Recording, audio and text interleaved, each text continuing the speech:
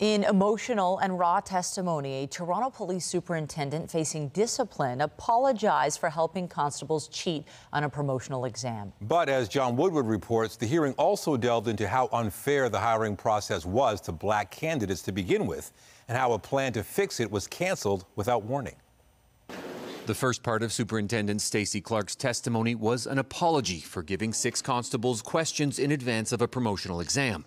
She told the hearing it was tremendously important for me to take responsibility for what I had done. I know it was not the right path. But the tribunal spent much more time on what Clarke called the why, and it came down to a systemic failure to promote black officers. They often benefited white men within the service. There was nepotism, there was favoritism, and all types of other issues. It's common practice that senior officers have subordinate officers whom they mentor and therefore share interview questions with. The proposed solution that Clarke supported and was adopted by Toronto's Police Service Board in 2021, a new procedure that involved providing the questions in advance to everyone.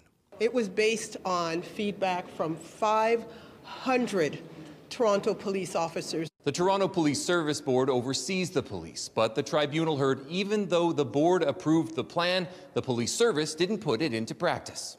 In a report, Professor Wendell Agite wrote before its implementation, the TPS made an executive decision without warning to suspend the new process and revert to the original unfair practice that the members identified in the external review.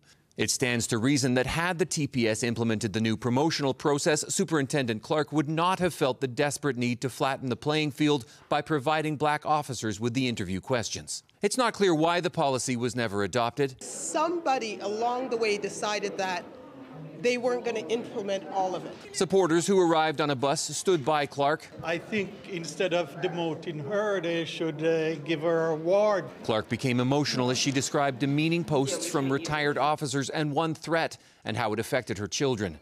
But she said she remained loyal to the TPS and hopeful for systemic change, saying, "I love my job. I love what I do. Some may say foolishly, but I still believe we can do what we say we are going to do." The decision whether she'll have the rank to be in a position to help will be up to the tribunal. John Woodward, CTV News.